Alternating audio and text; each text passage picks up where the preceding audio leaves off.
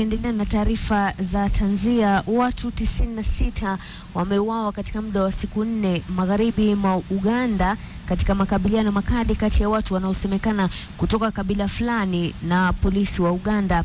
Serikali ya Uganda imetuma vikosi zaidi vya polisi kukabiliana na kikundi hicho. Wycliffe Siko anaeleza kwa ukamilifu.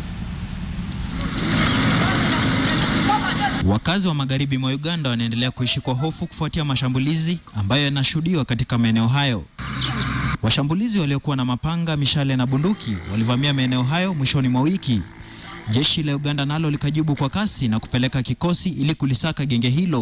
We are going to do whatever it takes to arrest them. And really, they will be dealt with by the law. This one is not something that you can just gloss over. Wanajeshi 5, polisi 5 na raia 11 wameuawa kwa muda wa siku 4 tu. Idadi inayofikisha watu 96 kuuawa katika maeneo ya mashambani yanayopakana na nchi jirani ya Kongo. We need to understand this as a new fundamentalist group.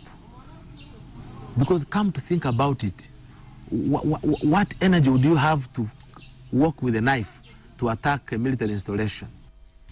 Rais Yoweri Museveni ameapa kuwachukulia hatua kali wale wanaohusika kwa vitendo hivyo vya kikatili ambavyo vimesababisha mauaji. Polisi wa Uganda wanasema kuwa mashambulizi hayo ni ya kikabila kati ya jamii ya Bakonzo walio wengi na Basongora ambao ni wachache.